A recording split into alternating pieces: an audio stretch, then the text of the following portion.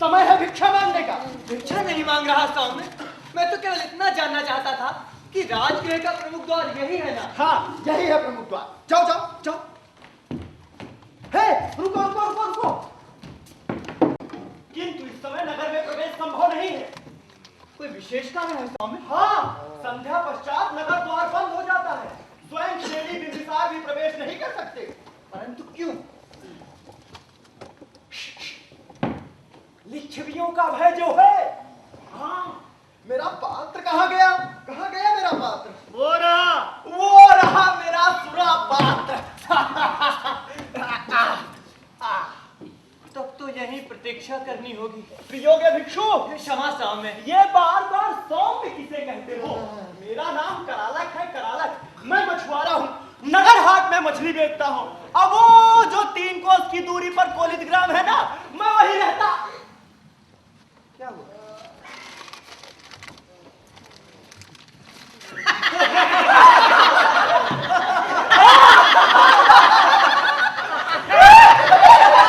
सन्यासी है, वो सन्यासी है। आजकल बैरागियों के संप्रदाय ऐसे उग रहे हैं, ऐसे उग रहे हैं, ऐसे उग रहे हैं जैसे वर्षा के बाद खरपतवार। कैसे वर्षा के बाद खरपतवार, कैसे वर्षा के बाद खरपतवार। तू मेरा यार, मैं तेरा प्यार, तू मेरा यार, मैं तेरा प्यार।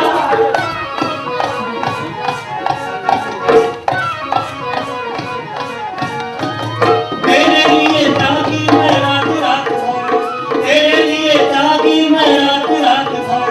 तेरी राह निहारूं मैं डगर डगर, तेरी राह निहारूं मैं डगर डगर। ऐसे वर्षा के बाद खरपतवार, ऐसे वर्षा के बाद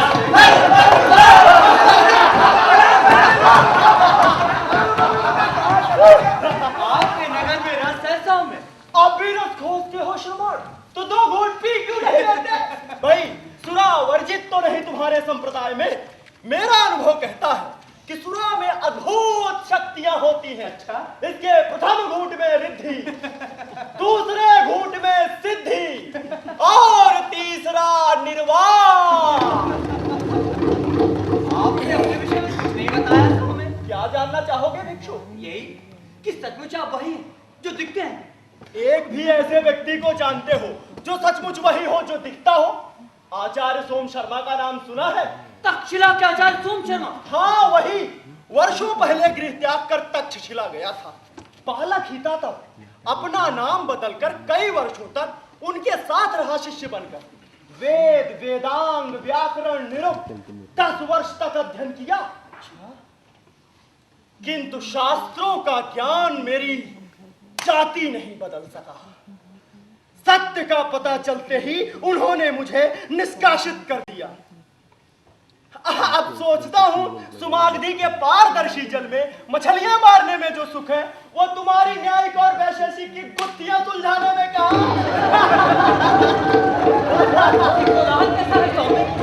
तो श्रवण भ्रम में पड़ जाओगे। अरे कहाँ के निवासी हो? काशी के समीप एक ग्राम है, वही का निवासी हूँ। अभी तो नहीं जानते, आज राजगृह में एक अनूठा पर्व है, सुरा नक्षत्र, सुरा का उत्सव।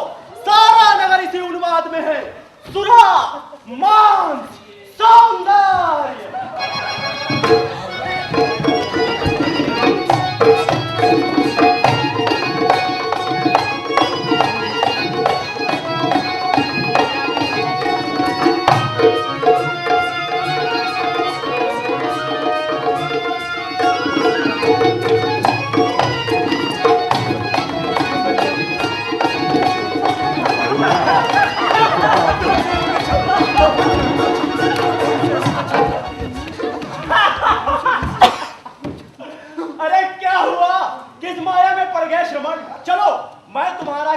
अंतशाला में ठहरने का प्रबंध कर देता हूँ। आओ, शीघ्र आओ। आओ। सुनो सुनो, अरे साथ साथ श्रेष्ठी मेरी भक्त का साथ हो रहा है।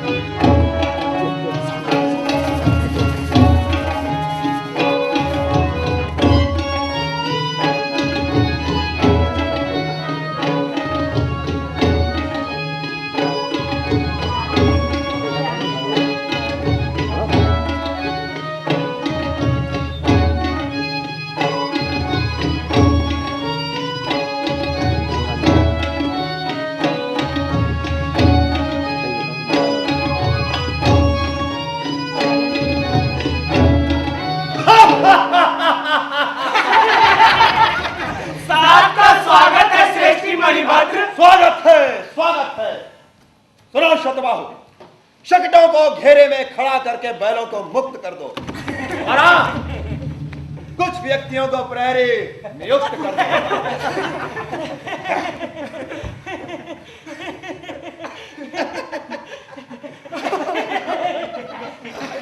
श्रेष्ठी मणिभद्र के स्वागत में उत्तम का विषय प्रस्तुत है। स्वागत है शौंडिक, किंतु आज सुरा नक्षत्र है देव। अद्भुत शौंडिक, अद्भुत अद्भुत।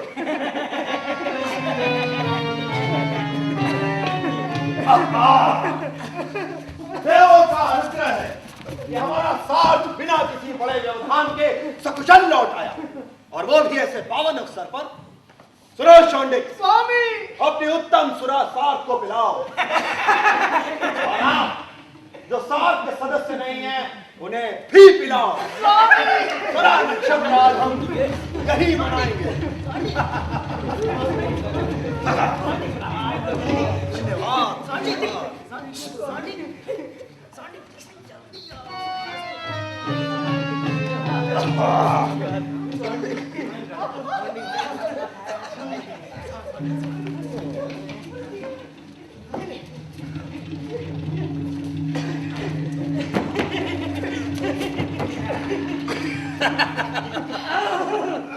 अरे मणिभद्र, इस बार कहाँ तक हो आया अपना साथ? स्वर्ण द्वीप तक होया बड़े। मैंने सुना है समुद्री यात्रा अत्यंत भयानक होती है। समुद्री झंझावात के अतिरिक्त जीव जंतु और दस्यु भी होते हैं। हाँ, कार्य दुष्कर है किंतु है रोमांचकारी।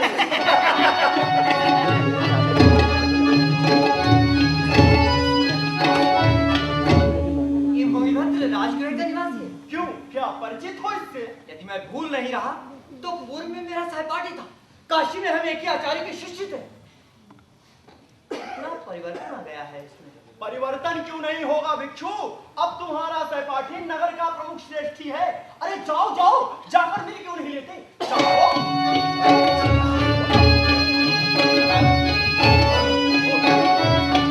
आयुष्मान मणिभद्र, आयुष्मान। स्वागत है क्षमा, और किंतु देने के लिए मेरे पास केवल ये स्वर्ण मुद्राएं हैं। मैं भिक्षा नहीं मांग रहा मणि। मणि, मुझे पहचाना नहीं? मैं देव सोम गुरुकुल में तुम्हारा सहपाठी था। देव सोम। देव मेरे मित्र।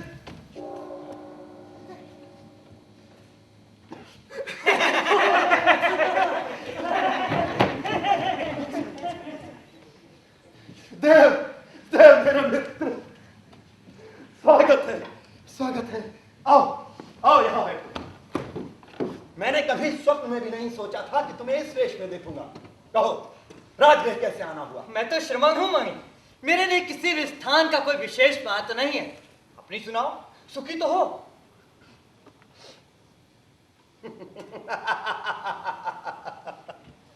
अब इतना अवकाश ही कहाँ रहता है कि इस विषय में विचार करूं। किंतु किंतु तुमने अपना ये क्या वेश बना रखा है, ये गेरुआ चीवर, ये घुटा सिर, तुम्हें क्या दुख है देव? दुख तो अवश्यम भावी है मणि, और समस्त दुखों के शमन का एक ही मार्ग है। इसलिए कुछ समय पूर्व श्रोतापन्न होकर भिक्षु हो गया। किंतु तुम्हारा तो विवाह हो चुका था।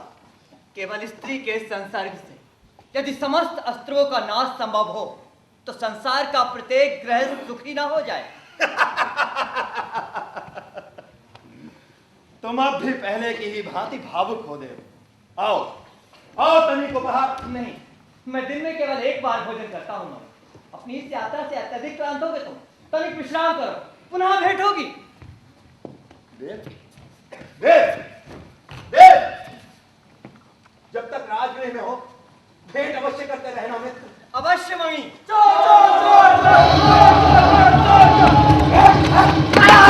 क्या है शतबाहु? ये रक्त पेटिका चुराकर भाग रहा था। स्वामी स्वामी स्वामी, मैं चोर नहीं, स्वामी मैं चोर नहीं हूँ। चांडाल, फिर ये रक्त पेटिका तेरे पास कहाँ से आई? स्वामी मैं भूखा था स्वामी, मैं समझा कि इसमें कोई खाने की वस्तु रखी हुई है। मैंने 2 दिन से कुछ नहीं खाया है स्वामी, कुछ नहीं खाया। झूठ बोल रहा है। मैं झूठ नहीं बोल रहा हूँ स्वामी, मैं झूठ नहीं बोल रहा हूँ। मैं एक कृषक हूँ स्वामी, चोर नहीं हूँ। अनावृष्टि के कारण अब तक कई फसलें नष्ट हो चुकी हैं। मेरे बालकों ने कई दिनों से अन्न का दाना तक नहीं देखा। मुझे क्षमा कर दे स्वामी, मुझे क्षमा कर दे। चला, कारागार में बंद कर दे स्वामी, मुझे क्षमा कर दे। अच्छा स्वामी, रुको। रक्त पेटिका तो मिल ही गई ना स्वामी। मुक्त कर दो इसे।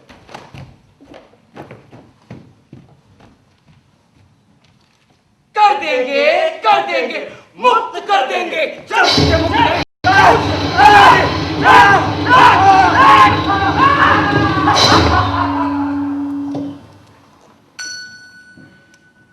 बुद्धं शरणं गच्छामि, धम्मं शरणं गच्छामि, संघं शरणं गच्छामि, बुद्धं शरणं गच्छामि, धम्मं शरणं गच्छामि, संघं शरणं गच्छामि, बुद्धं शरणं गच्छामि, धम्मं शरणं गच्छामि, बुद्धं शरणं गच्छामि, धम्मं शरणं गच्छामि, संघं शरणं गच्छामि, संघं शरणं गच्छामि, बुद्धं शरणं गच्छामि, धम्मं शरणं गच्छामि, संघं शरणं गच्छामि, संघं शरणं गच्छामि।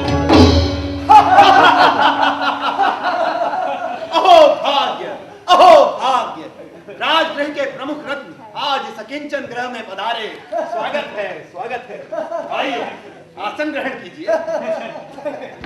स्वागत तो हम भी करने आए हैं आपका। राजगृह के श्रेष्ठी संघ की पताका सुदूर दीपों तक फहराने में आपका अभिनंदन है श्रेष्ठीवान। हमारी ओर से आपके साथ की अभूतपूर्व सफलता के लिए बधाई हो सेठ जी, बधाई हो।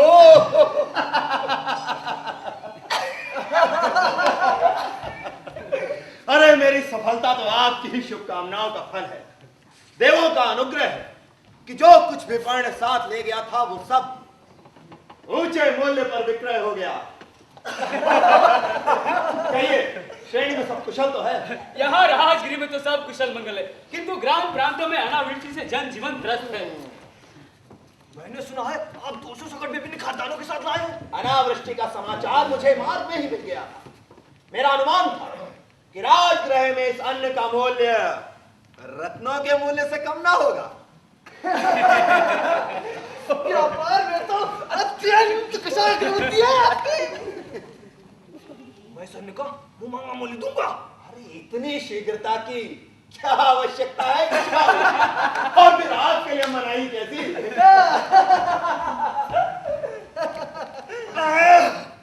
मैंने सुना है इस बार दीपों में रत्नों के मूल्य गिरे हुए थे। वैसे स्थिति यहाँ भी अच्छी नहीं है। क्षमा करें महाश्रेष्ठ जी, क्षमा करें, क्षमा करें। कर दिया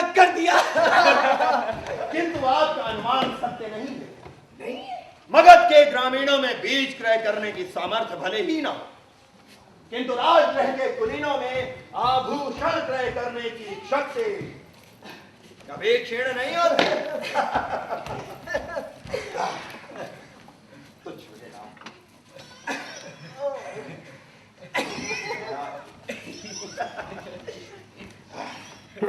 अन्य के विषय में तो सुना श्रेष्ठ जी। और क्या क्या लाए? वो भी तो बता दीजिए। परिधान चट्ट शाटक है, रत्न, आभूषण, सुगंधियां, औषधियां, मसाले, दास दासियां, बस इतना ही कुछ ना पाया। और बाहर जो सुख यानक है वो तो आपने देखा ही होगा। वो हाँ, ताम्रपर्णी के राज रत्कार से मुंह-मांगे मूल्य पर निर्मित करवाया है।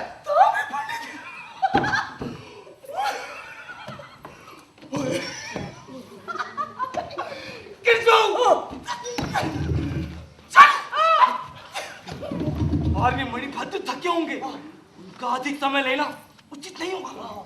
चलो।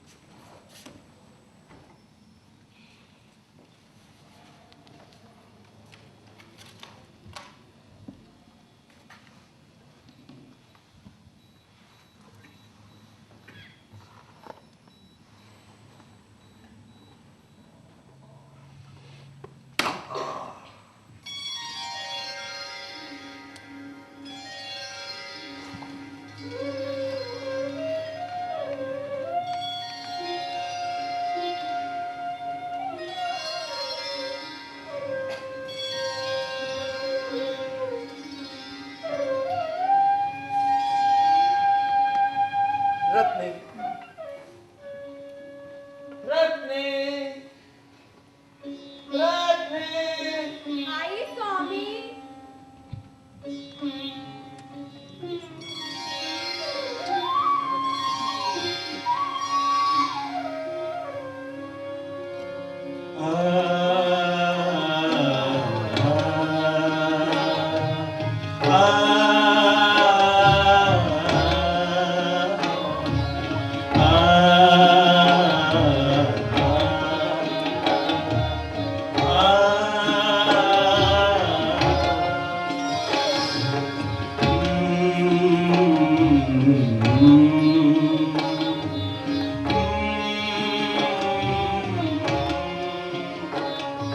यदि मैं चित्रकार होता तो तुम्हारी इस छवि को सदा के लिए अंकित कर देता।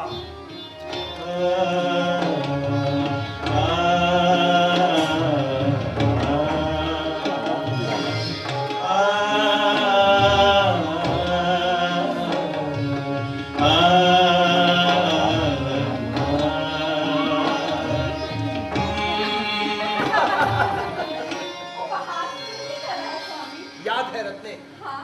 जब हमने अपने वैवाहिक जीवन का आरंभ किया था तो तुम प्रतिदिन नए से ही मेरे घर लौटने की प्रतीक्षा करती थी। कितने प्रश्न पूछती थी तुम। क्या कोई प्रश्न नहीं पूछोगी आज? कैसे प्रश्न?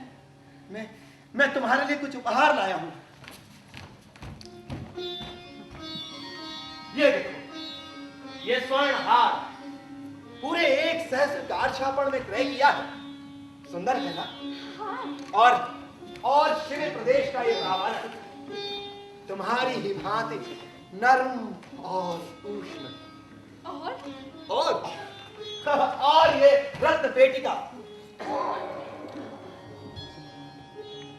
जिस दिन मैं यहां आया एक चोर इसे लेकर भागने को था, पकड़ा गया। स्वर्णद्वीप की यात्रा का एक पड़ाव ये स्वर्ण प्रभार, ये नीलमणि, ये वैदूर्य, ये पद्मराग, ये ज्योतिरस,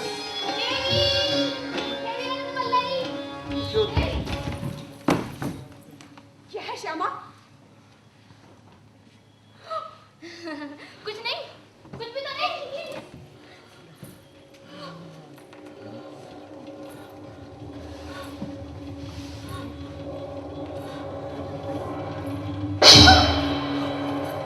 रत्ने, रत्ने, कहाँ छुपी हो तुम?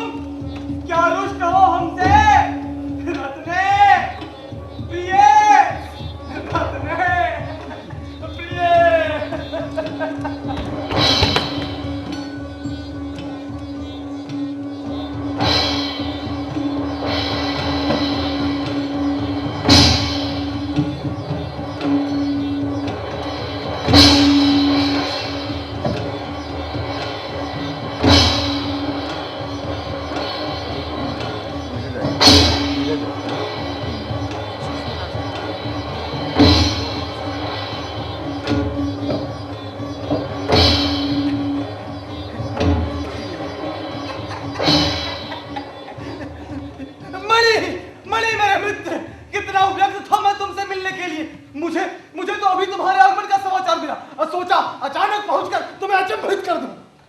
अचंभित तो तुमने मुझे कर दिया है अमात्य। रत्ने, हरिश्चंद्र केतु का स्वागत नहीं करोगी? हाँ, मैं भी उपहार का प्रबंध करती हूँ। श्यामा, श्यामा।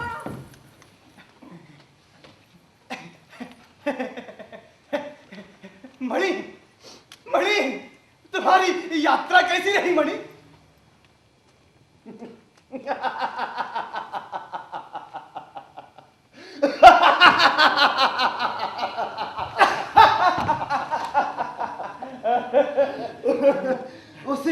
उसी का वृत्तांत सुना रहा था रत्ना को। अच्छा, किंतु अब तुम आ गए हो तो यहाँ के विषय में जानना चाहूंगा।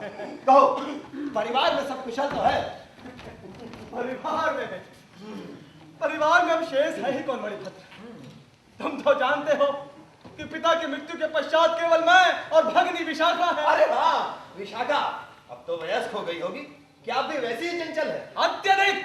मने, वो जानती है उसका एकमात्र भाई उससे इतना प्रेम करता है कि उसे किसी वस्तु के लिए ना नहीं कर सकता, इसीलिए तो अत्यधिक हठी भी हो रहा है। हठी तो तुम भी कम नहीं हो मित्र, इसीलिए अब तक विवाह नहीं किया तुमने।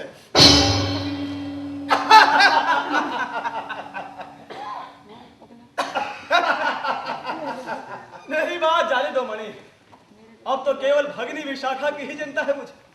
उसके योग्य वर ढूंढने के लिए संदेश वाहक भेजने भी आरंभ कर दिया है मैंने। किसी तरह इस दायित्व से मुक्त होना चाहता हूं। कहो, राज्य के क्या समाचार? राज्य में सब कुशल है मित्र। अंग देश ने तो पूर्णतः मगध की प्रभुसत्ता स्वीकार कर ली है। इतना ही नहीं, कई छोटे बड़े राज्यों का भी मगध साम्राज्य में विलय हो गया है। युद्ध नीति से या विवाह नीति से? सम्राट बिंबिसार की आज पत्नियां कितनी, इसकी गणना तो कठिन है, लेकिन एक बात के होने के नाते मैं इतना अवश्य कह सकता हूं कि आज मगध साम्राज्य में छोटे बड़े कई नगरों सहित 70 सहस्त्र ग्राम हैं। इसका हम व्यापारियों को दूना लाभ है मित्र। वो कैसे? एक तो व्यापार के लिए नई मंडियां सुलभ हो जाएंगी, दूसरा पथकारवान्य कर भी कम हो जाएंगे। विलक्षण बुद्धि है तुम्हारी। ये सब तो सम्राट बिंबिसार का ही प्रताप है। मैं अपने साथ सम्राट के लिए कुछ मूल्यवान वस्तुएं लाया था। अच्छा, हाँ, उन्हें स्वयं भेंट करना चाहता हूँ। यदि तुम इसका प्रबंध कर सको तो।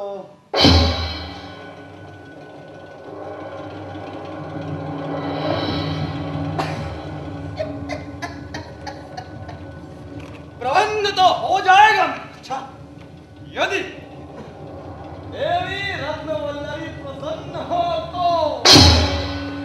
स्वामी, स्वामी, स्वामी, द्वार पर एक श्रमण है, स्वयं को आपका मित्र बताता है। हाँ, आर्यदेव सोम होंगे, मेरे गुरुकुल के मित्र हैं, उन्हें भीतर ले लाओ। जैसी आज्ञा। अच्छा मणि, मैं आज्ञा चाहूंगा। अरे कुछ देर और नहीं रुकोगे मित्र? फिर कभी मणि। अगली बार भगनी विशाखा को भी साथ लाइएगा, मैं मिलना चाहती हूँ उससे। अवश्य लाऊंगा दे, यदि उसे अपनी मित्र मंडली और उद्यान गोष्ठियों से अवकाश मिला तो। अच्छा मणि। अच्छा चंद्र, गृहपति मणिभद्र, आयुष्मान। स्वागत है देव। आओ, आओ ना। अरे आओ, आओ। ये है मेरी पत्नी देवी रत्नवल्लभी। प्रणाम श्रवण। कल्याण। हाँ रत्ने, ये मेरा खोया हुआ मित्र है आर्यदेव सोम। आज देव यहीं भोजन करेंगे। आज नहीं गृहपति, चारिका से लौट रहा था तो ज्ञात हुआ कि तुम्हारा आवास निकट है, तो चला आया तुम्हें निमंत्रण देने के लिए। निमंत्रण? कैसा निमंत्रण? एकादशी के दिन उपाध्याय गृहपतियों को धर्म देशना देंगे। मेरा अनुरोध है कि तुम भी वहां अरे भला मैं क्या करूंगा वहां? चलिए ना, इसमें हानि ही क्या है। तुम नहीं जानती रत्ने, ये स्वयं तो अपनी सुंदर पत्नी और अपना ग्रह त्याग कर प्रवज्ञा ले चुके हैं, अब संभवतः मुझे भी प्रेरित करना चाहते हैं। तो क्या इतनी बुरी होती हैं स्त्रियां? अरे तुम तो उपहास करने लगी। उपहास तो आप सब करते हैं स्त्रियों का, जो बात बात पर उन्हें छोड़कर चल देते हैं, कभी धन की प्राप्ति के लिए, कभी मोक्ष की कामना से। जो धर्म के मार्ग में अग्रसर है, उसके लिए समस्त सांसारिक बंधनों का त्याग करना आवश्यक हो जाता है देवी।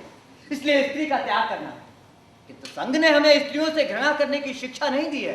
किसी स्त्री के लिए उपेक्षा घृणा से भी अधिक दुखदायी होती है समाज। तुम तो शास्त्रार्थ करने लगी। संध्या बंदन का समय निकट है, अब मुझे प्रस्थान करना होगा। चलता हूँ। देख सुनो, सुखी देख, भव, कल्याण हो। देख।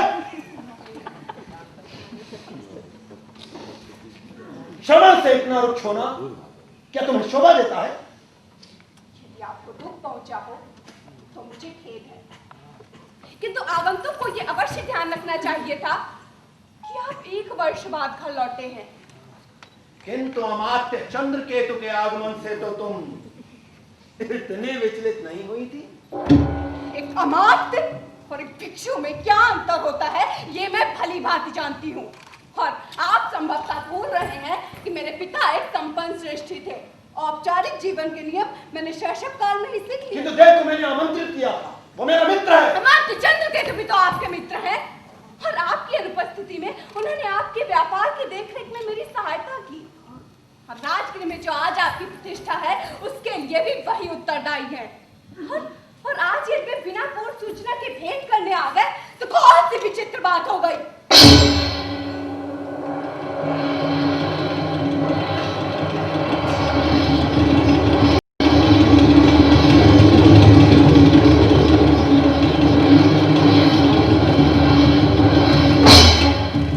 आज वो सचमुच मुझसे मिलने आए थे। क्या आशय है आपका? यदि आपको स्मरण हो तो आज से 5 वर्ष पूर्व आप स्वयं उन्हें यहाँ लेकर आए थे, और आपने कहा था कि उनसे हमारे घनिष्ठ संबंध आपके व्यापार में सहायक सिद्ध होंगे। और आज यदि उनका यहाँ आना आपको रुचिकर नहीं लगता, तो इसमें मेरा क्या दोष है? रत्ने, मैंने तुम पर कोई आक्षेप नहीं लगाया रत्ने, और यदि मुझे तुम्हारे विषय में कोई आशंका होती है तो यह भी तो मेरे प्रेम की ही अभिव्यक्ति है। कितने दिनों बाद मिल रहा हूं तुमसे।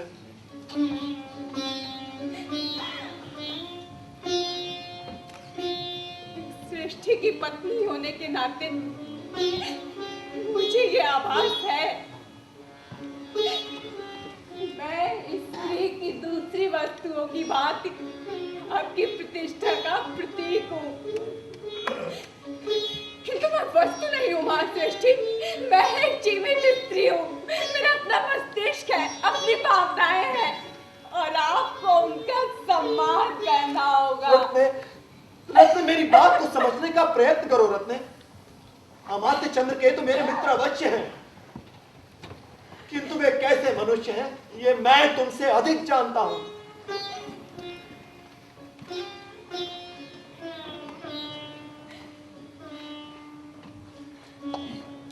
ये विचार तो आपको नहीं इस गृह में लाने से पूर्व करना चाहिए था।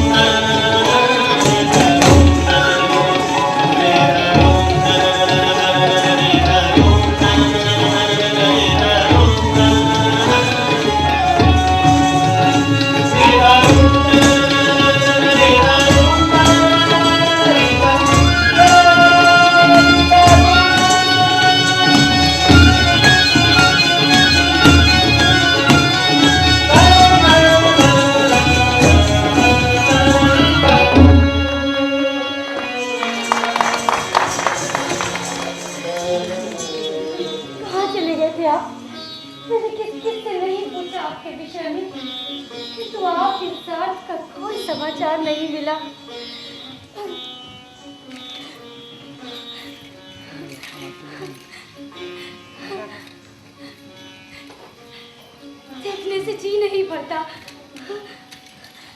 कुंडले, कुंडले, आज्ञा देवी, ये महालता ले जाओ और इसके विक्रय से जो भी धन प्राप्त हो उसे निर्धनों में वितरित कर दो। मेरी मनोकामना आज पूर्ण हुई।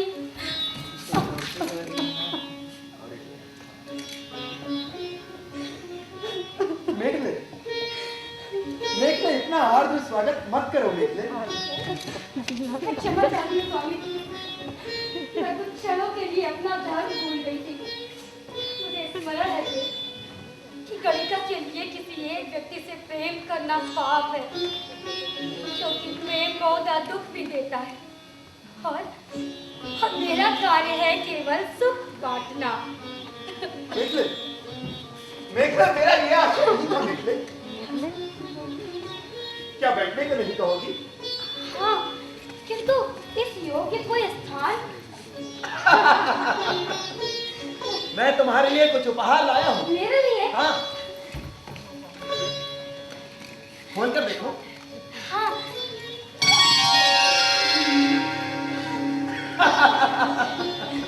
कुंडले, कुंडले। नहीं नहीं, ये न्यौछावर करने के लिए नहीं है मेघले। ये मणियां, ये वैदूर्य, ये तो मेरे प्रेम की अभिव्यक्तियां हैं। ये इस बात के साक्ष्य हैं कि यहां से सहस्त्रों योजन दूर भी मुझे निरंतर तुम्हारा स्मरण बना रहा। मैंने वर्षों पहले ये सीखा था कि समाज उसी का सम्मान करता है जिसके पास धन होता है। धन सारे अवगुणों को ढक देता है मेघले। मेरी सफलता में मेरे कई मित्रों ने मेरा सहयोग किया, किंतु तुम्हारा सहयोग अनूठा है। भला मैंने क्या सहयोग दिया आपको? तुमने मुझे वैभव से प्रेम करना सिखाया, मुझे प्रगति करने की प्रेरणा दी है मेघले। जानती हो, जब सुदूर देशों में पण लादे शकट भरे साथ के साथ कंटका कीड़ ऊंचे नीचे महापथों पर निकलता हूं, तो शायद ही ऐसी कोई विपत्ति होती है जिसका सामना नहीं करना पड़ता। कभी हिंस्र जंतुओं पंथ घातकों से भरे घोर वन, तो कभी आत्मा तक शुष्क कर देने वाला मरुस्थल, कभी दुर्गम घाटियां, पर्वत, नदियां, और फिर अथाह समुद्र। जिसके स्वभाव का कुछ पता नहीं चलता। ऐसे में वो कौन है जो मुझे बार बार जीवित लौटा लाता है? बोलो मेघले। भला मैं क्या जानूं? वो तुम हो मेघले, तुम।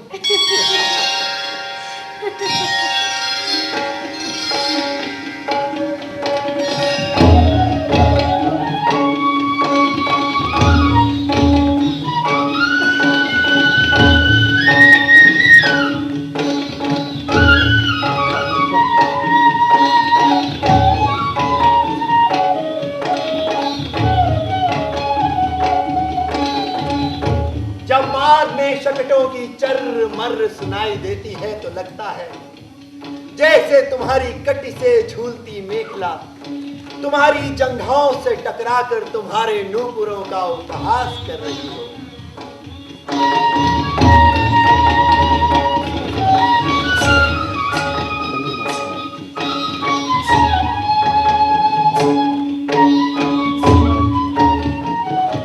मरु की कठिन धूप में जब ऊंट पर यात्रा करता हूं तो लगता है जैसे तुम मेरा शीश अपनी गोद में लिए झूले पर बैठी हो।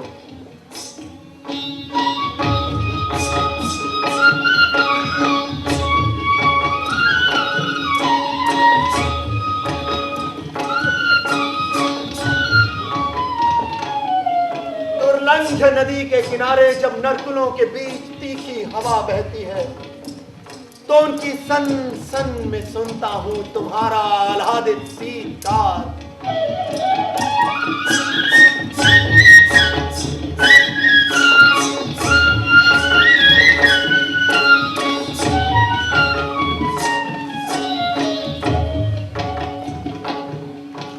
जब समुद्र क्षितिज तक विश्रांत दिखता है तो लगता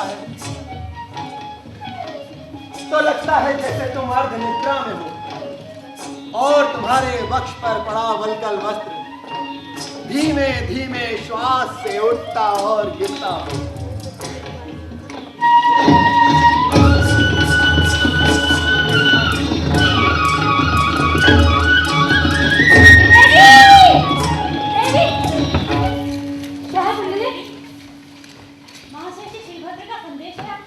कह दो मुझे अवकाश नहीं है। मैंने कहा ना, अब जा यहाँ से। किंतु महाश्रेष्ठी का अनादर करना उचित नहीं। मैं किसी की प्रीत दासी नहीं हूँ। ओह, जैसे किसी ने कोई स्वप्न बिखेर दिया हो। चलो अच्छा ही हुआ, मुझे अभी सभा मंडप में उपस्थित होना है। तुम्हें देखकर सब कुछ विस्मृत हो जाता है। अच्छा नहीं, रुकिए ना। अवकाश मिलते ही पुनः उपस्थित हो जाऊंगा।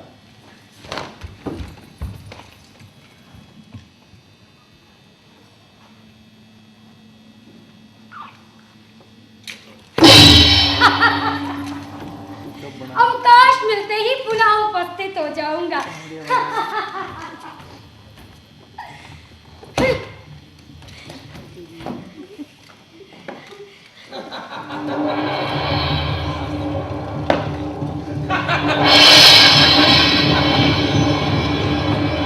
अद्भुत मेखले, अद्भुत।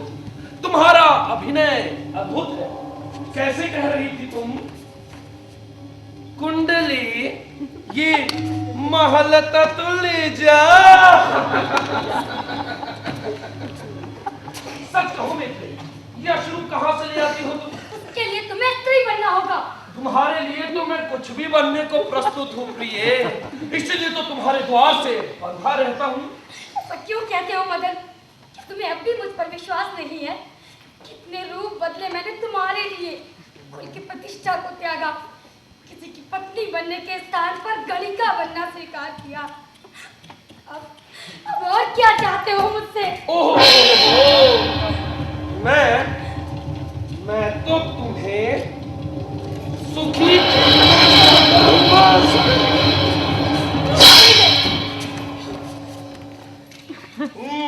ये क्या मणिभद्र ने भेंट की है? छोड़ो इन्हें, फिर कभी देखना। छोड़ो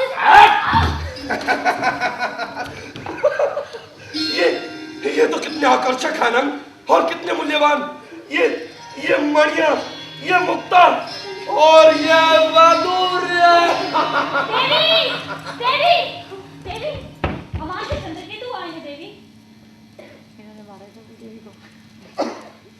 उन्हें भीतर ले आओ, पर कहना मैं अभी प्रस्तुत होती हूँ। कुंडले, वो महालता कुंडले। महालता? कैसी महालता? कौन सी महालता? महालता कहाँ है महालता?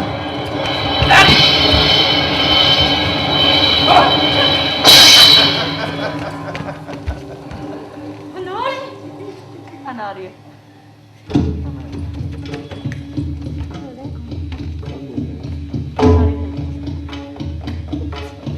आइए आइए आइए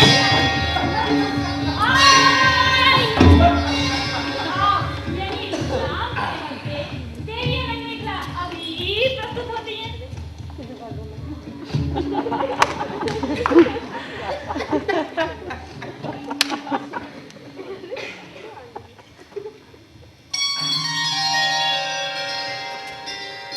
जा बुला ला।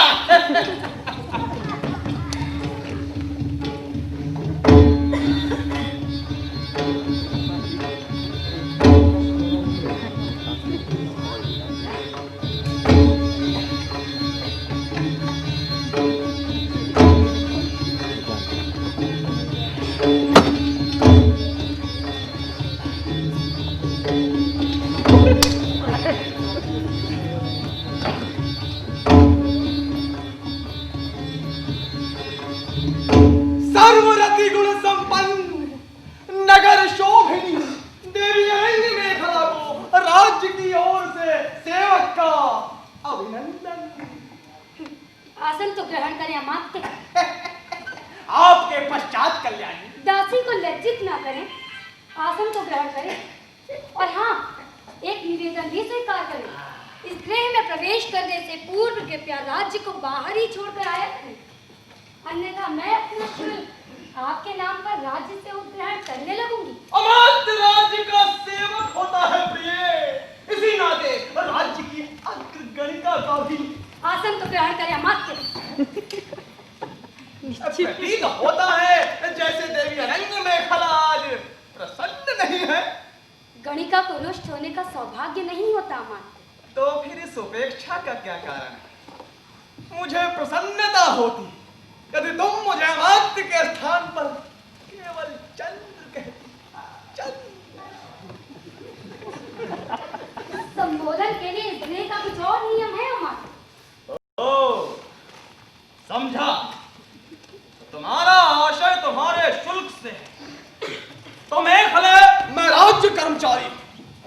आपके लिए कार्य करता हूं और उसके बदले पारिश्रमिक पाता हूं। किंतु प्रिय, आजकल पारिश्रमिक से होता ही क्या है? इसलिए राज्य ने अपने कर्मचारियों को यह सुविधा भी दी है कि वो राज्य की ओर से जहां कहीं भी संभव हो अपना भाग ग्रहण कर सकते। तुम्हारी कृपा दृष्टि में मेरे पारिश्रमिक का ही एक अंश है। कुछ समझी नगर शोभिनी? नहीं, मैं किसी न किसी रूप में तुम्हारे शुल्क की भरपाई कर ही तो देता हूं मेघले। तुम एक रात्रि का सहस्त्र का शापन लेती है, किंतु मेरे हस्तक्षेप से तुम पर राज्य का कर केवल 500 का शापन मासिक है। हाँ, इतना ही नहीं, जब तक मैं अपने पद पर हूं दंडाधिकारी इस गृह के अंदर प्रवेश करने का साहस नहीं कर सकते।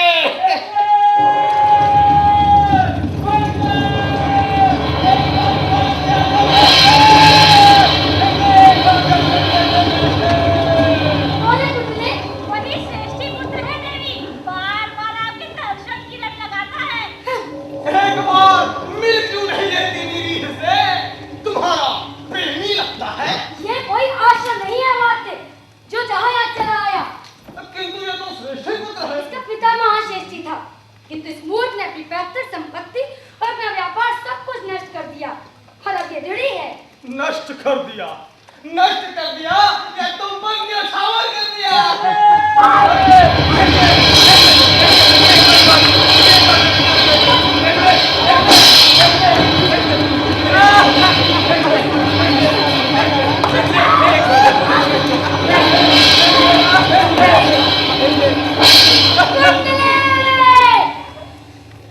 दवाई से कहो इस समय इस मूर्ख को उठाकर कहीं दूर फेंका है।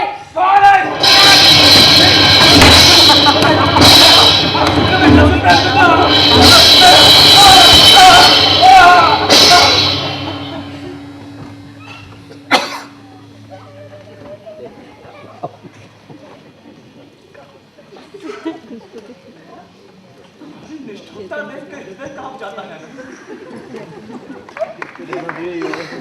इस प्रकार धनिकों का धन, राजाओं की शक्ति और अमात्यों का प्रभाव ढल जाता है, इस प्रकार गणिकाओं का सौंदर्य भी ढल जाता है। अमात्य धनिक, बताएं मुझे यहाँ क्या आकर्षित करता है आपको? इस अनंग मेखला का व्यक्तित्व या उसके शरीर का कसाव? मनुष्य की सबसे बड़ी विडंबना ये है अमात्य कि वो सौंदर्य का भक्षण नहीं कर सकता, अन्यथा मेरी जैसी स्त्रियों का जीवित बचना असंभव होता। समाज एक पण्यशाला है, हर दूसरी वस्तु की भांति रूप, यौवन और प्रेम पण्य है। मैं विक्रय करती हूँ और जिनमें सामर्थ्य है वो क्रय कर ले। चला गया कुंडले? हाँ देवी, कहता था सब कुछ त्यागकर भिक्षु बन जाऊंगा। क्या?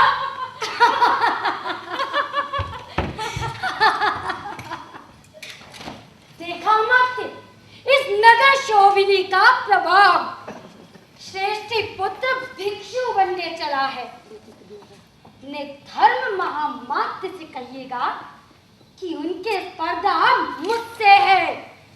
कड़ी का नंग मेखला आचार्य हो गई है।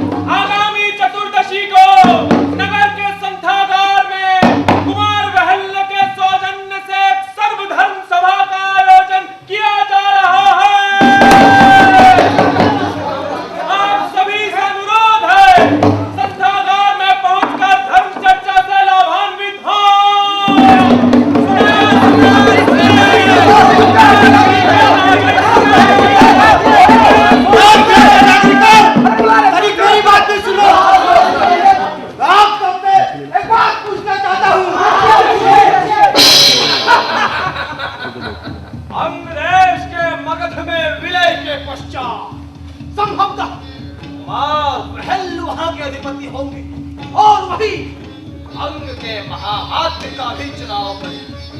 इसी संबंध में आगामी चतुर्दशी को कुमार एक सर्वधर्म सभा का आयोजन कर रहे हैं।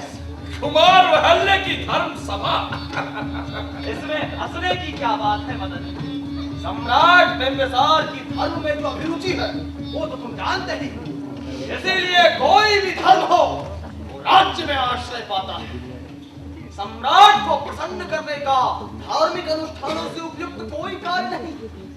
इसीलिए कुमार महल इस धर्म सभा का अत्यधिक प्रचार भी कर रहे हैं। सेवक इस कार्य में क्या सहायता कर सकता है अमात्य? अंत्यगण, अनावृष्टि के कारण संपूर्ण मगध में त्राही मची है। ऐसे समय में इन धर्म सभाओं के आयोजन से नागरिकों को क्या लाभ होगा? ओ महाशय, किंतु इसमें हानि क्या है? राज्य की यश वृद्धि होती है। आप समझने का प्रयत्न करें। ये सभी धर्म भिक्षाचार को महिमामंडित बनाकर प्रस्तुत करते हैं। कितने ही नवयुवक इनके प्रभाव में आकर भिक्षाचार को अपना चुके हैं। आज जब हमारे नागरिकों को अपने परिवार का भरण पोषण करना दुर्भर है, ऐसे में इन टिड्डी दलों की भांति उमड़ रहे ताकतों का भार हम कैसे वहन करेंगे? यदि राज्य ने अपनी भूमि पर आश्रय दिया है तो इनके भरण पोषण का भार भी राज्य को ही वहन करना होगा। उचित कह तुम तो जानते हो कि स्त्रियां युवराज की प्रथम अभिरुचि। इस धर्म सभा के समापन पर एक सौंदर्य अनुष्ठान भी होगा जिसमें मगध साम्राज्य की सौंदर्यमयी कुमारियां एकत्रित होंगी। सर्वसम्मति से जो कुमारी सर्वश्रेष्ठ घोषित होंगी वही राजगृह की नगर कल्याणी नियुक्त होंगे। इतना ही नहीं, उसे सर्वप्रथम कुमार महल की अंकशायनी बनने का भी गौरव प्राप्त होगा। एक बात और है मदन, इस सभा पर जो भी व्यय हो रहा है उसे राजगृह का श्रेष्ठी संघ वहन करेगा। और श्रेष्ठी संघ की उदारता नितांत धार्मिक नहीं है। यदि हमारे परिश्रम से यह कार्य सफल रहा तो हमें दोनों पक्षों से लाभ होगा। मैं अंग का महामात्य बन सकता हूँ मदन। अब आज्ञा कीजिए महामात्य। राजगृह सुंदरियों से रिक्त नहीं है। आओ जय समय शांत रहने का नहीं। ये सब आर्यवंश के नागरिकों को भ्रष्ट करने का षड्यंत्र है।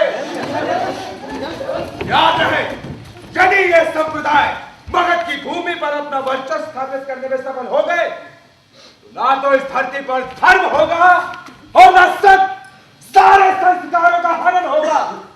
ऐसा भयानक वर्ण संकर फैलेगा कि सारी व्यवस्था नष्ट हो जाएगी। नष्ट हो जाएगी।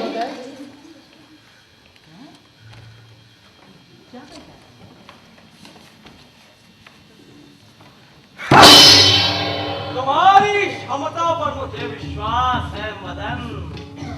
मगध साम्राज्य की कौन सी ऐसी युवती होगी जिसे तुम अपने मोह पाश में नहीं पाए? ये आपकी शक्ति है अमात्य। तुम अपना व्यापार स्थापित करना चाहते हो ना? इस कार्य में मैं तुम्हारी सहायता कर सकता हूँ। हम दोनों एक दूसरे के पूरक हैं मद्रास। आप बात की दिशा को बदलकर नागरिकों को भड़का रहे हैं।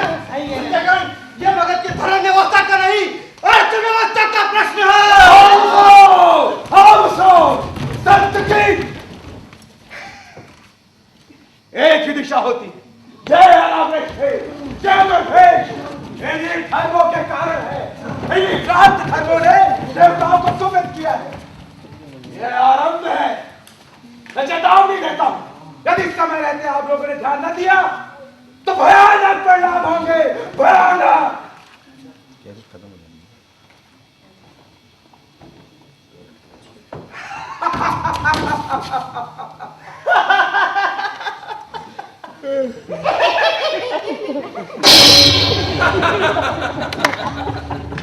मैं इस कार्य को सफल बनाने में पूरा प्रयत्न करूंगा। केवल प्रयत्न नहीं, सुनिश्चित करना होगा। देखो मदन, हर सफलता का एक मूल्य चुकाना होता है। मेरी और तुम्हारी दोनों की सफलता युवराज की प्रसन्नता पर निर्भर है। इसीलिए केवल प्रयत्न नहीं, सुनिश्चित करना होगा। हम विद्रोह करेंगे।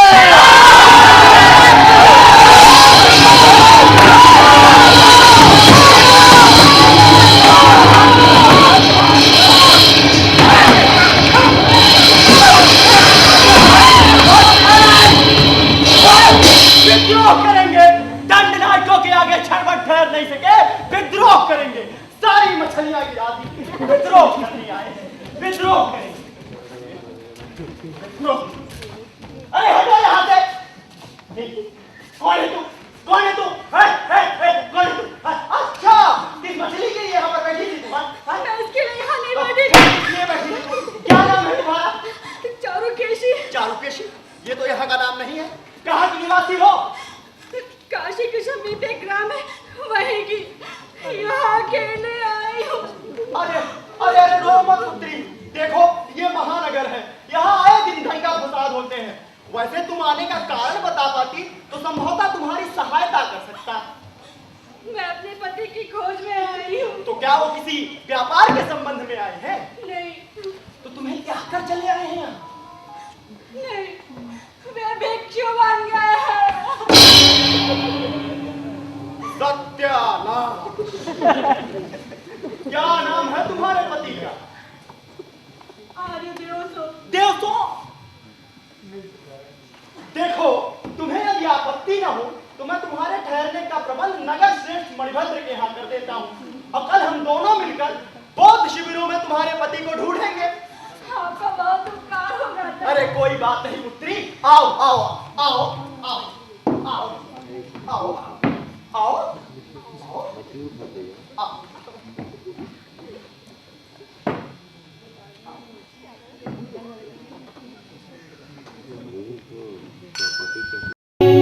गच्छामि धम्मं शरणं गच्छामि संघं शरणं। देवदाम रुक जाओ।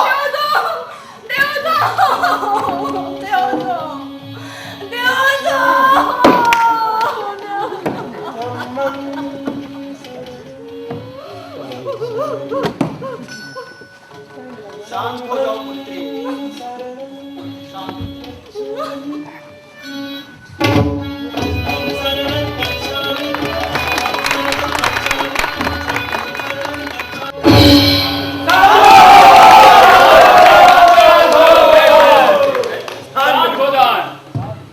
सभी धर्माचार्यों ने जो तर्क प्रस्तुत किए अकाट्य है, जो उदाहरण दिए अनुकरणीय है, किंतु जैसी कुमार भल्ल की अवधारणा यदि चारों पुरुषार्थों में से एक का भी अभाव तो निर्वाण संभव नहीं। पुरुष और प्रकृति का संयोग धर्म और मोक्ष काम रूपे उत्प्रेरक के बिना अधूरे हैं, उसी प्रकार जैसे पुरुष स्त्री के बिना अधूरा है। सभा में उपस्थित धर्मज्ञ, राजनीतिक व्यवसायी ये जानकर प्रसन्न होंगे कि कुमार भल्ल ने इस चर्चा को पुनः प्रदान करने के लिए एक सुंदर अनुष्ठान का आयोजन किया। हाँ तो विलंब कैसा मदनार, तुम्हारी तो प्रस्तुत दिया जाए। कुमारियां प्रस्तुत हो।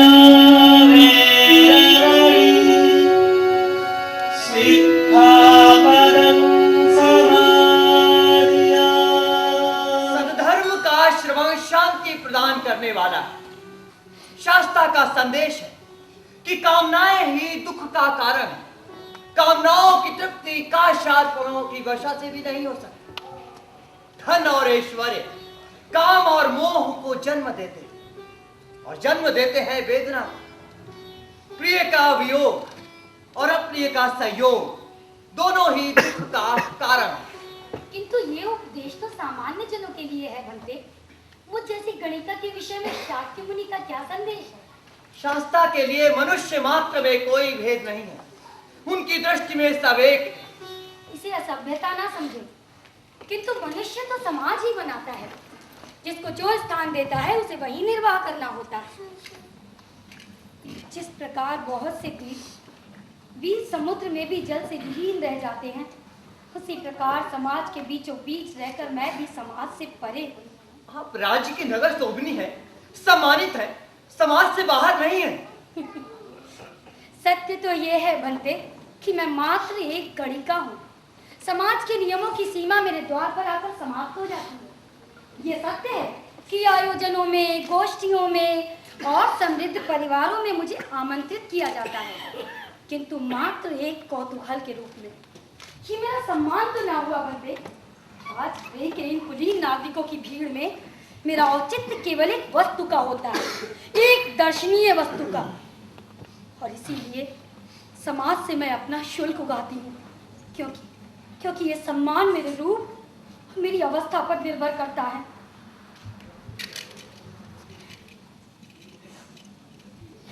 जैसे जैसे ये आयु बढ़ेगी, ये सम्मान सदा ही क्षीण होता जाएगा। शांत हो जाए देवी, शांत हो जाए। जिस सत्य ने तुम्हें इतनी कटुता भर दी है, वही तो है आर्य सत्य। जन्म, जरा, व्याधि, मरण।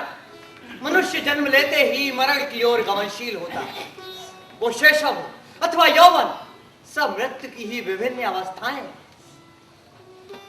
जो इतना क्षणभंगुर है, उसका शोक कैसा?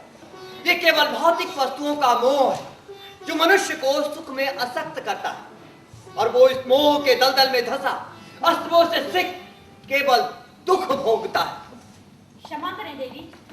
हाँ गुंडले, सुप्रिया ने पूछा है कि अब वो भी आर्य समाज का दर्शन कर सकती है। हाँ क्यों नहीं, उसे यहीं बुला लो। अत्यंत रूपवती है। कुछ ही मास पूर्व उसे मैंने अपने यहाँ आश्रय दिया है। अरे इधर आओ सुमुखी।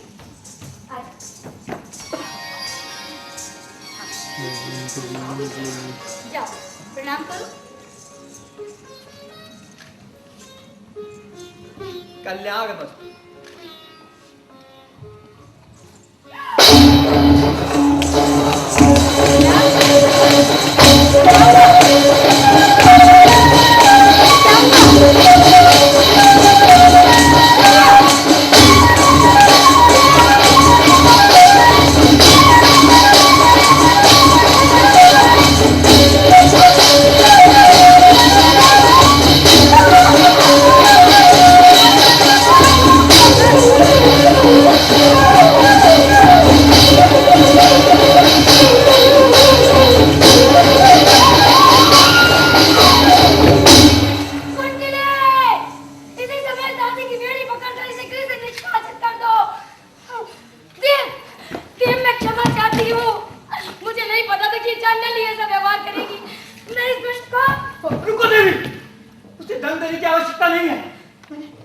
मैंने उसे क्षमा कर दिया, किंतु यदि संभव हो तो मैं इतना अवश्य जानना चाहूंगा कि इसने ऐसा क्यों किया। कहीं अज्ञानवश मैंने इसका कोई अपराध तो नहीं कर दिया। यदि मुझे ज्ञात होता तो क्या मैं ऐसा होने देती। ये विक्षिप्त तो नहीं है, फिर इसने ऐसा क्यों किया? क्या दुख है इसे? कुलीन स्त्री को यदि गणिका की दासी बनना पड़े तो उसके विषय में ये जानना अधिक उपयुक्त होगा कि उसे कौन सा दुख नहीं है। कहो देवी, मैं सुनना चाहता हूँ।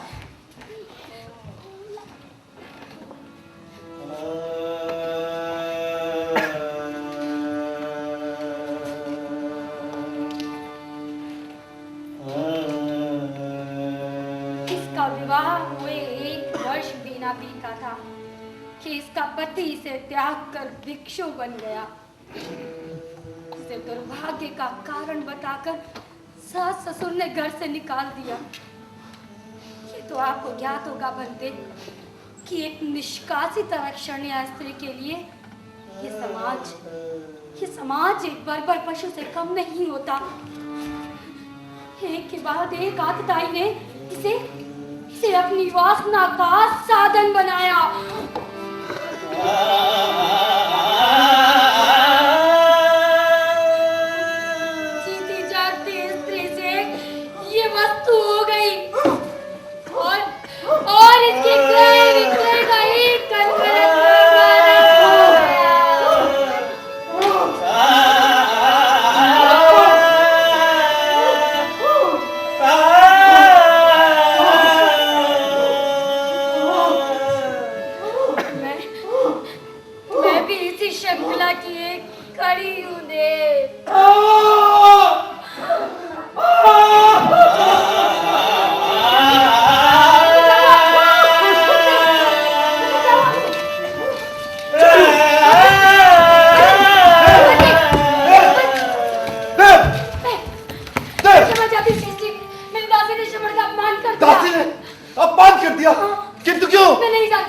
जाना होगा। नहीं, क्षमा के बिना हम नहीं जाएंगे। अनंत, नहीं, मेरा इसमें कोई दोष नहीं है यार। दोष किसी का भी हो, यदि स्वयं मेरा अपमान हुआ होता तो संभवतः मैं क्षमा भी कर देता, किंतु श्रवण ने किसी का क्या अपराध किया? मैंने तुम्हारे ही आग्रह पर उसे यहाँ आमंत्रित किया था। तुम नहीं जानती वो कितना भावुक है। मिला जी दुआ है, किंतु मैंने स्वप्न में भी ना सोचा था कि ऐसा होने वाला है।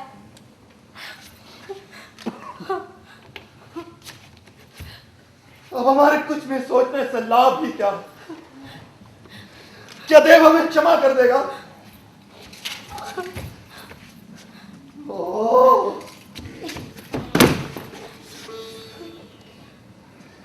मेरे अपने आवाज पर भी उसका समुचित आदर नहीं होता। तुम स्त्रियों को क्यों विस्मृत हो जाता है कि वो याचक नहीं क्षमा है? मुझे जाना होगा। नहीं, यदि आप कुछ देर भी ना रुके तो मैं यही समझूंगी कि आप मुझे ही दोषी मानते हैं, और फिर आप उन्हें ढूंढेंगे भी कहाँ? तो मैं क्या करूं अनंत, तो मैं क्या करूं? कुछ देर के लिए आसन तो ग्रहण करें। दासी आपकी वेदना दूर तो नहीं कर सकती, किंतु उसे बांटने का प्रयत्न तो अवश्य कर सकती है ना। जो अपनी सारी चतुराई, सारी क्षमता लगा के अर्जित की है, वो वेदनाएं तुम्हें ऐसे ही दे दूं? आपने और भी तो बहुत कुछ अर्जित किया है महाश्रेष्ठी। ये सम्मान, ये प्रतिष्ठा और मेरा प्रेम। ये प्रेम, ये सम्मान, ये प्रतिष्ठा, ऐश्वर्य का ये सब प्रासाद भवन सब शिला शिला जोड़कर निर्मित किया।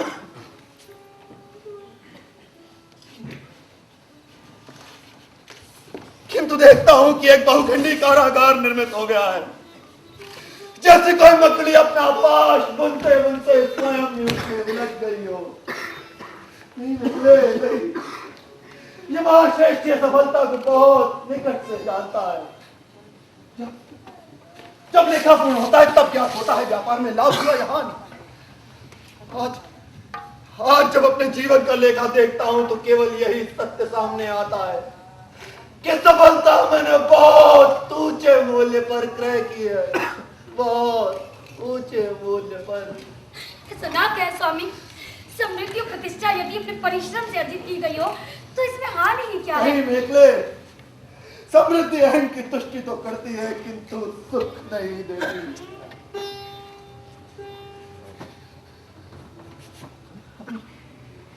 अपनी यात्रा से लौटते हुए मैंने एक दृश्य देखा। घनी धूप में अपने खेत के किनारे एक वृक्ष की छाया में केवल एक अधो वस्त्र पहने कृषक सो रहा था। कि निद्रा में कितनी ईर्ष्या हुई थी मुझे। सुख जिसकी खोज में मनुष्य जीवन भर भटकता रहता है, वो उसे जल में प्रतिबिंब की भांति लुभाता तो है किंतु हाथ नहीं आता। क्या सभी सुख ऐसे हैं महाश्रेष्ठी?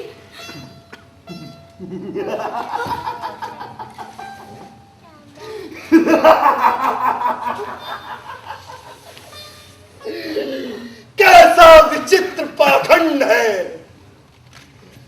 जब उत्तम कौशिके में सुसज्जित अपने सुखियानक में बैठकर पढ़ने वीथियों से निकलता हूं तो लोगों के नेत्रों में ईर्ष्या और आदर का भाव देखकर मेरा उत्साह दुगना हो जाता है। स्वयं अपने ही भाग्य से ईर्ष्या होने लगती है। स्वयं को कितना सुखी, कितना सफल समझने लगता हूं। अधिकतर जीवन हम दूसरों के नेत्रों में अपना प्रतिबिंब देखकर ही जीते हैं। जब ये महाश्रेष्ठ आदर से ही झुके शीश गिनता चलता है तो अपने सारे अवसाद, सारे क्लेश भूल जाता है।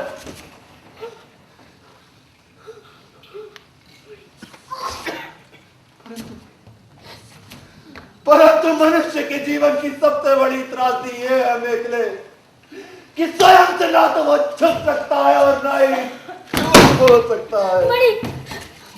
यदि आप इतने विचलित ना होते तो मैं यही समझती कि मेरा रूप अब आपको आकर्षित नहीं करता। मेरी देह में अब वो संजीवनी नहीं जो आपकी भावनाओं को जीवंत बना देती थी। देखो आरिस, मेरे ये नेत्र क्या ये आपसे कुछ भी नहीं कहते? मेरी आंखों में देखो मणि, एक कथा सागर है प्रेम का। बस देख ले, बस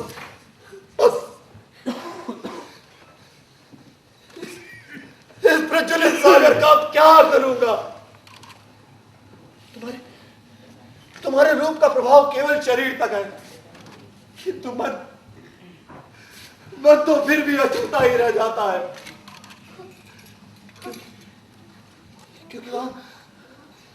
क्योंकि वहां संकृत होते हैं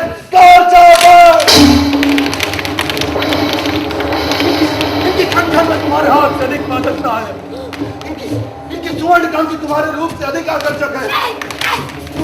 तुम्हारा प्रेम सत्य भी हो सकता है और अपने भी। कार पर तो फिर कार देव सत्य कहता है, चक्षु चल रहा है, काया चल रही है, रूप चल रहा है, स्पर्श चल रहा है।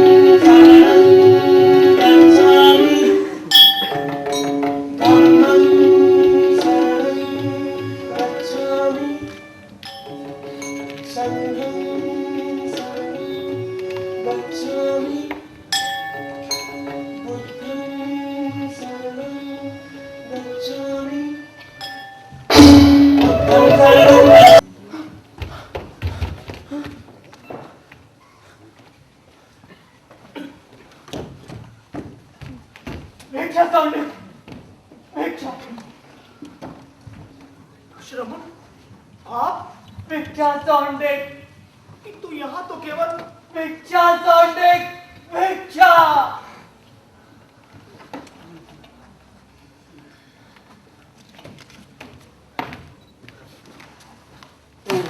इधर चले आओ देवसोम।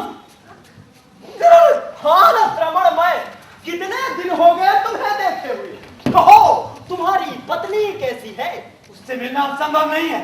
मैं श्रमण हूँ, श्रमण। वो तो देख ही रहा हूँ। कहो इतनी रात के कहाँ से आ रहे हो? कहीं से आ नहीं रहा हूँ, जा रहा हूँ। और इस पात्र में क्या है श्रवण? अरे रिक्त कहाँ है?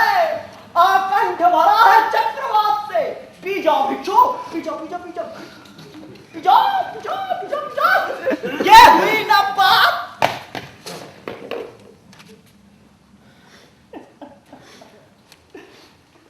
मैं राजगृह त्याग। एकाएक राजगिरी से तेरी विरक्ति कैसे? मेरा यहाँ रहना अब संभव नहीं है करालक। मैं आज तक दूसरों को उपदेश देता रहा, किंतु मेरे लिए वो शब्द आज केवल शब्द बनकर रह गए हैं। उनमें मेरी आत्मा की अनुगूंज नहीं है। जिस शांति की खोज में ग्रह त्यागा था, वो आज भी मुझसे उतनी ही दूर है। किंतु तुमने तो श्रोतापन्न होकर गृह त्याग किया था ना? निश्चय पंचकुल चीवर की भांति है करालक। टुकड़े टुकड़े जोड़कर सिला हुआ एक सीवन भी उधर जाए तो सारे का सारा वस्त्र छिन्न भिन्न हो जाता है। केवल चिथड़े बचते हैं। प्रकाश की एक किरण का पीछा करते करते यहाँ तक चला आया था। क्षण भर को दृष्टि भटकी और वो किरण राष्ट्र की महावृत्तियों में न जाने कहाँ विलीन हो गई। क्षण भर के लिए अपने आप से आंखें मूंद लो, यह अंधकार कुछ कम हो जाएगा। हाँ,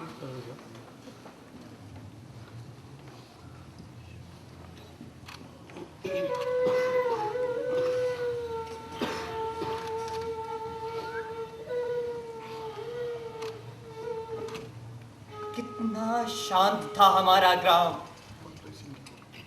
आम्र वनों से घिरा, फूस और मृतिका की छोटी सी कुटिया थी हमारी।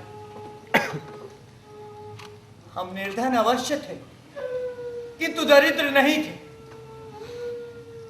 मेरे पिता ने मुझे अच्छी शिक्षा दी थी। गुरुकुल में मेरे सहपाठी समृद्ध परिवार से थे। उन युवकों के साथ रहते रहते मैं स्वयं को उन्हीं के जैसा समझने लगा और इसी मत में मैंने विवाह कर लिया।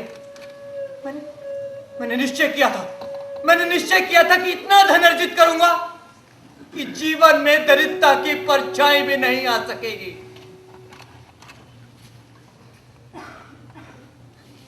किंतु वो मात्र एक दिवा स्वप्न था। तुमने प्रयत्न किया था भिक्षु? नहीं करालक। धन अर्जित करने के लिए योग्यता से अधिक पूंजी की आवश्यकता होती है। हिरंग की खेती के लिए हिरंग ही बोना पड़ता है। एक एक कर मेरे स्वप्न बिखरने लगे।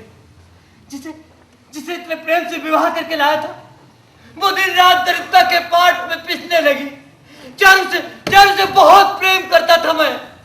उसकी दशा मुझसे देखी ना गई और एक दिन उसे बिना बताए मैं गृह त्याग कर भिक्षु बन गया। उसी मृग जल का पीछा करते करते अब शिथिल होकर गिर पड़ा हूं। न अतीत है, न भविष्य और न वर्तमान। किंतु राजगृह में ऐसा क्या घटित हुआ जिसने तुम्हें इतना उद्वेलित कर दिया है? जिस जीवन की मैंने कल्पना की थी, उसका केवल साक्षात्कार किया है मैंने। अपनी चारिका में राजगृह की एक एक वीथी, एक एक भवन का दर्शन किया है मैंने। सुहाग और सुगंध से परिपूरित यहाँ के गृहपतियों की जीवन शैली देखी है मैंने। इतना वैभव कराना, इतना वैभव इस नगरी में अपने सपनों को स्पर्श करते देखा है मैंने। जब निद्रा भंग होती है तो स्वप्न भी विस्मृत हो जाता है देव। ऐसा नहीं है करालक, ऐसा नहीं है, ऐसा नहीं है।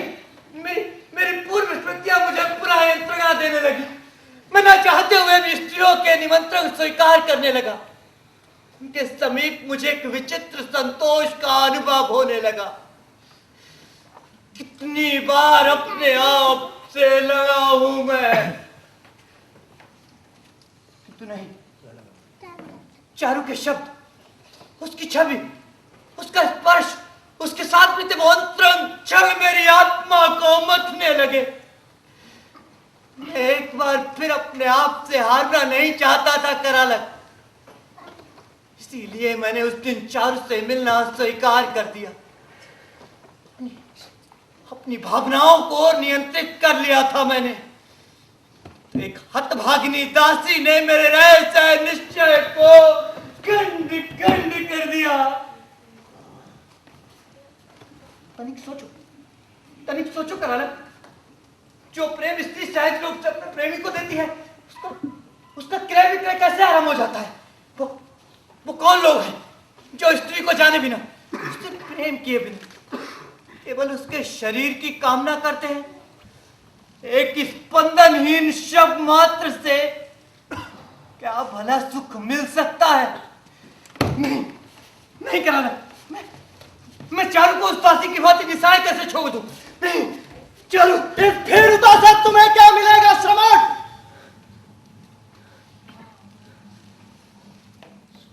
मनुष्य यदि भविष्य का पीछा करे तो कुछ संभावनाएं अवश्य है, किंतु अतीत के पीछे भागने से केवल निराशा हाथ आएगी। कैसा भविष्य करालक, कैसा भविष्य? श्रमण का भविष्य निर्माण के अतिरिक्त तो क्या हो सकता है? और वो भी क्या मुझ जैसे व्यक्ति को प्राप्त होगा कभी? निर्वाण का अर्थ जानते हो भिक्षु? निर्वाण मोक्ष का ही एक नाम है करालक। और उस मोक्ष से तुम्हें क्या प्राप्त होगा भिक्षु? समस्त वेदनाओं और तृष्णाओं के अविरल चक्र से मुक्ति। यदि कुछ क्षणों के लिए तुम अपनी समस्त वेदनाओं और तृष्णाओं पर विजय प्राप्त कर लो और उसी क्षण आत्महत्या कर लो, तो क्या यह तुम्हारा निर्वाण नहीं होगा? तुम कहना क्या चाहते हो? प्रतीत होता है देव सोम कि आत्म विस्मृति के कुछ विशिष्ट क्षणों में किए गए आत्मघात का ही नाम निर्वाण है। तुम धर्म के स्वरूप को नहीं जानते, इसलिए ऐसा कहते हो। तुम ठीक कहते हो देव सोम। मैं तुच्छ मछुआरा भला धर्म के स्वरूप को क्या जानूं? संभवतः इसीलिए मुझे तक्षशिला से निष्कासित कर दिया गया था, किंतु तुमसे तो ये अपेक्षा नहीं थी आर्यदेव सोम। धर्म को भावनाओं की नहीं, यथार्थ की कसौटी पर तोलना सीखो। धर्म को धर्म की दृष्टि से ही नहीं, अर्थ की दृष्टि से भी समझो। राजनीति के दृष्टि से परखो। सत्ता और प्रभुत्व के इस महासमर में धर्म एक अमोघ अस्त्र है। अरे ये तो वर्षों से चला रहा वशिष्ठ और विश्वामित्र का युद्ध है। इसमें संवेदनाएं मत खोजो श्रवण। धर्म रथ का एक पहिया राजनीति तो दूसरा अर्थ है। संवेदनाएं मात्र छोटी छोटी पताकाएं हैं उस रथ को सजाने के निमित्त। तुम्हें क्या लगता है ये सारे धर्म देवताओं ने रचे हैं? नहीं श्रवण, नहीं। कल को मैं यदि एक विधान रचूं और उसमें व्यापक जन समुदाय आस्था प्रकट करने लगे तो वही धर्म होगा। तनिक सोचो देवसूम, सोचो। नदी के जल को चुपचाप एक टक देखने को ध्यान नहीं कहते, उसे विस्मृति कहते हैं। यदि चाहते हो कि ध्यान से तुम्हें कुछ प्राप्त हो तो इस जल में कांटा भी डालो। मैं समझा नहीं, तुम्हारे ये सब कहने का आशय क्या है? वही जो एक मित्र का हो सकता है। राजगृह की विलासिता ने तुम्हारी दृष्टि को इतना चकाचौंध कर दिया कि तुम्हें अपने आप से क्यों घृणा होने लगी? उस व्यवस्था से घृणा क्यों नहीं हुई जो इस शूद्र करालक को आचार्य बनाने के स्थान पर मछुआरा बनने के लिए बाध्य करता है, जो एक मेधावी देवतों को पलायन करने पर विवश करता है? अरे तुमसे तो तुम्हारी पत्नी ही भली, जो तुम्हें खोजते यहां तक चली आई। कम से कम उसके पास एक लक्ष्य तो है।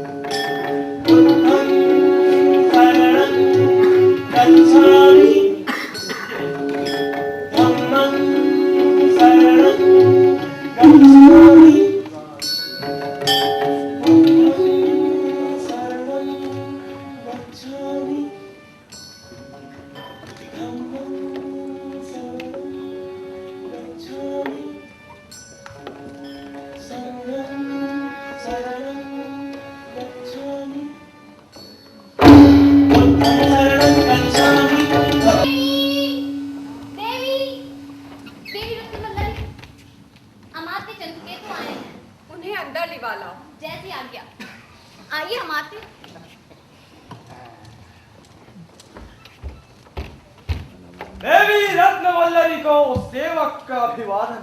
स्वागत है अमात्य। महतरिका से आपका संदेश प्राप्त हुआ, सो उपस्थित हो गया। अच्छा, आसन तो ग्रहण करें।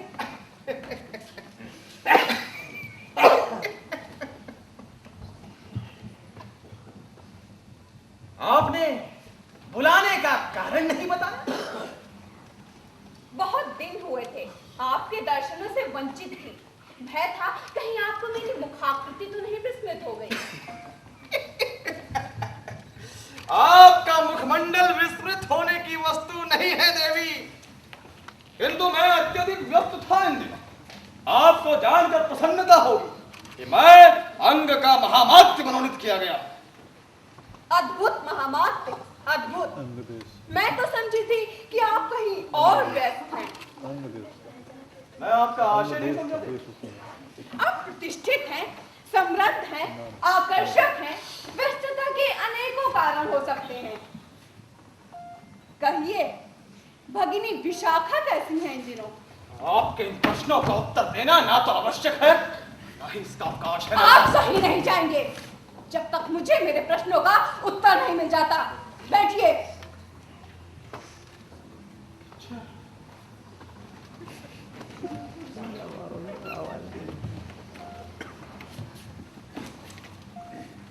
महामात्य चंद्रकेतु, आपकी ये व्यस्तता अभूतपूर्व है। जब मेरा पति वर्षों तक यात्रा पर रहता था, तब आपके पास अवकाश था। मेरी व्यथा, मेरा टूनापन आपसे देखा न जाता था। जैसे लुब्धक आखेर के लिए दाने बिखेरता है, वैसे ही आप प्रतिदिन मुझे सांत्वना देने चले आते थे। और आज आपके पास अवकाश नहीं है। बोलिए महामात्य, बोलिए। मेरे आत्मसम्मान, मेरे गृहस्थ जीवन को नष्ट करने का क्या अधिकार था आपको? तुम कोई अबोध बालिका नहीं थी जिसे प्रलोभन देकर मैंने वश में कर लिया। मुझसे अधिक तुम्हें मेरी आवश्यकता थी। आपकी बातों से आपके चरित्र की दुर्गंध आ रही महामात्य। मेरी मन स्थिति का लाभ उठाकर आपने मेरे सतीत्व का हरण किया है, अपनी वासना पूर्ति की है। ये वासना पूर्ति नहीं, वासना का आदान प्रदान कहना अधिक उपयुक्त होगा रत्नवल्लरी। यदि मैं तुम्हारे रूप से आकृष्ट हुआ, तो तुमने भी मेरे प्रभाव का उपयोग अपने पति का स्वार्थ सिद्ध करने के लिए किया। और केवल यही नहीं, तुम्हारा शुष्क दाम्पत्य भी तो रस्मय हो गया। झूठ है ये। यदि ये झूठ है तो संभवतः वो शब्द भी झूठे होंगे जो उन्माद के छाव में मैंने तुम्हारे मुख से सुने। तब तुम्हारे पति से अधिक पुरुष था मैं तुम्हारे लिए।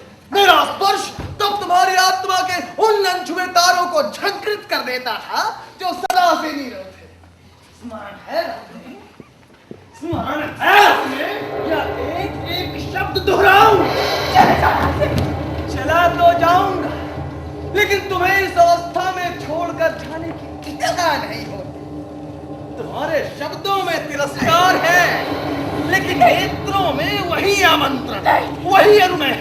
तुम्हें ये सतत्व का स्वर कैसे हो जाओ कच्चा, अब मादक नहीं लगता।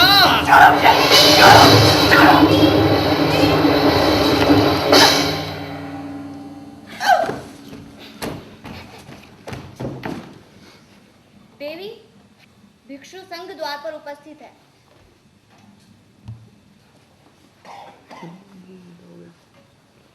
उन्हें वहीं रहने दो, उनसे कहो वहीं प्रतीक्षा करें।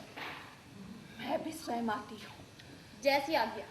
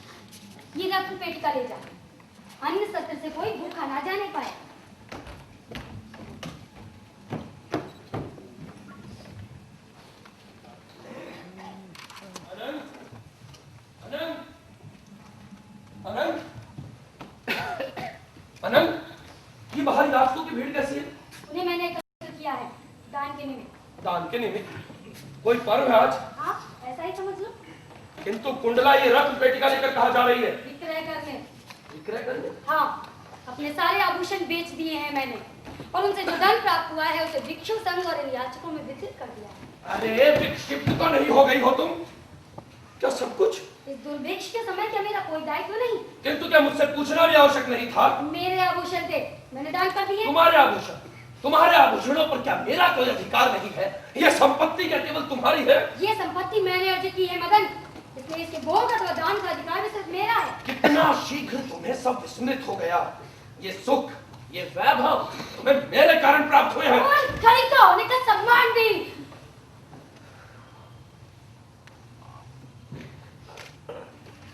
इस धन और वैभव का क्या मूल्य चुकाया है मैंने, इसका अनुमान है तुम्हें? श्रेष्ठी पुत्री थी मैं, तुम्हारे जैसे व्यक्ति मेरे पिता की चाकरी करते थे। से विवाह के प्रलोभन में अपना सब कुछ त्याग कर तुम्हारे साथ चली आई। तुमने मुझे पत्नी बनाने के स्थान पर गणिका बना दिया।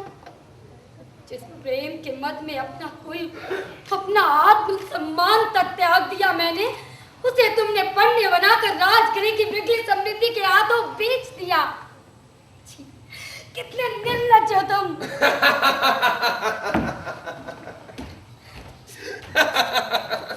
मैं निर्लज्ज ही सही, एक गणिका पुत्र से और आशा भी क्या की जा सकती है? किंतु तुम तो मेरे पूर्व के जीवन से भली भांति परिचित थी। भला अपने जन्म पर किसी का क्या वश? एक गणिका का पुत्र होना नारक्य नहीं तो और क्या है? किंतु उसने कहा कि तो मुझे उत्पन्न नहीं किया होगा। और वो दूसरा जो मेरे जन्म का कारण बना, वो समाज के किस वर्ग से अवतरित हुआ था? मेरी मां ने वैधव्य में मुझे उत्पन्न कर धर्म का श्वास अवरुद्ध कर दिया, और धर्म की छटपटाहट तब तक शांत नहीं हुई जब तक उसने गणिका वृत्ति नहीं अपना ली। इसीलिए कहता हूं मेखले, धर्म सबके लिए अलग अलग निर्दिष्ट है।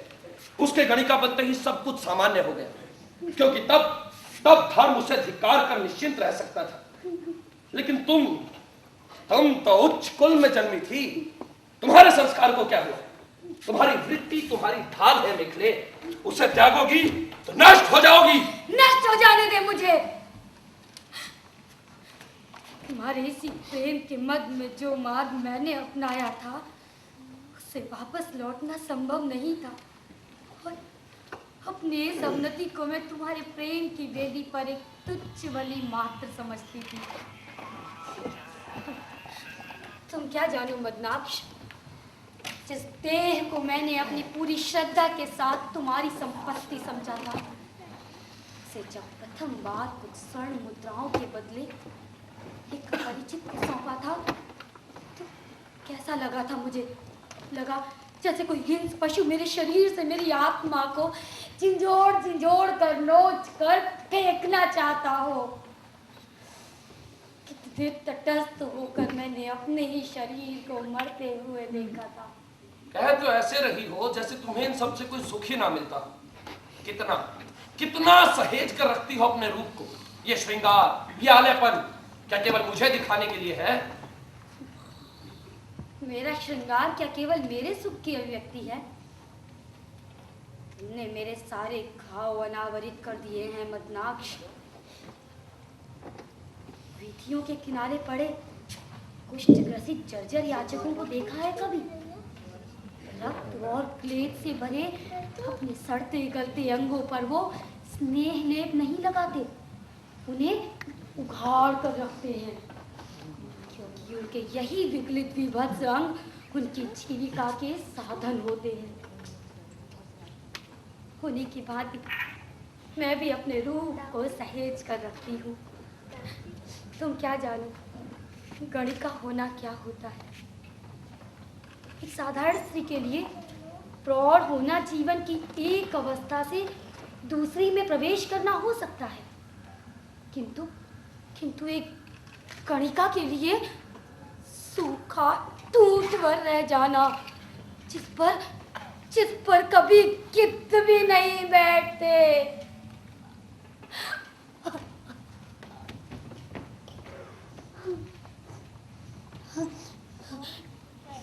मेरे जिस यौवन पर आज तुमने कटाक्ष किया है, मैं दिल कर उसे अस्त होते देखती हूँ।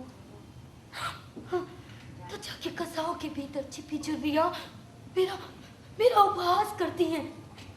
ये सारे लोग जो आज मेरे लिए अपना सब कुछ न्योछावर करने के लिए प्रस्तुत है, वो इस यौवन के डरते ही मेरी परछाई से भी घृणा करेंगे।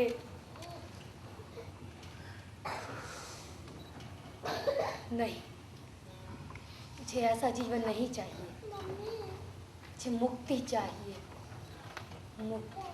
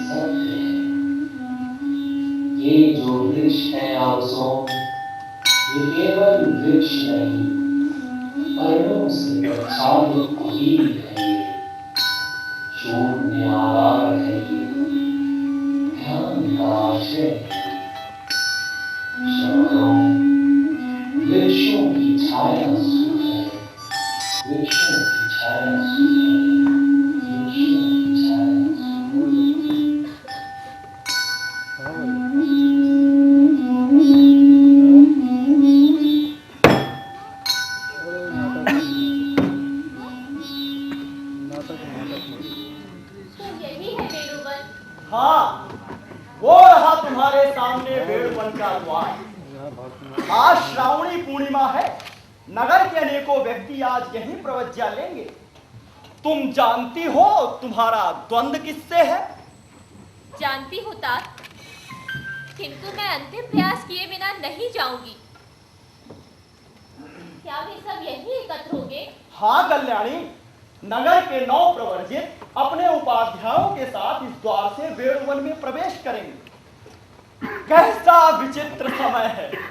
एक और कुल वैभव की अतिवृष्टि से ढह रहे हैं, तो दूसरी तरफ वैराग्य की आधी से। इससे पूर्व देखा है कभी वैराग्य का उत्सव?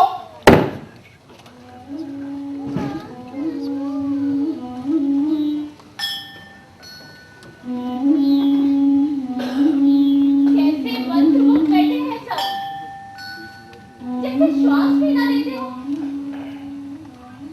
पलकें भी नहीं हिलती। वो देखो करालत, जिस वृक्ष के नीचे गंध घुटी है, उसके पत्र भी नहीं हिलते। ये इंद्रजाल है, और मैं अपने पति के लिए इस इंद्रजाल को छिन्न भिन्न कर दूंगी। मेरी शुभकामनाएं कल्याणी। यदि यहाँ तक आ ही गई हो तो स्वयं अंदर जाकर क्यों नहीं पूछ लेती? जाओ जाओ जाओ पुत्री, जाओ जाओ।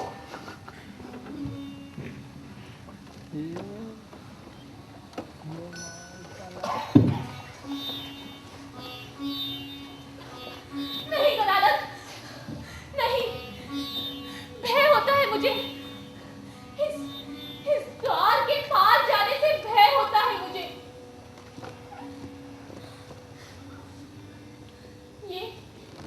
ये द्वार नहीं है, उपत्यका है। कितनी रहस्यमय, कितनी गहरी।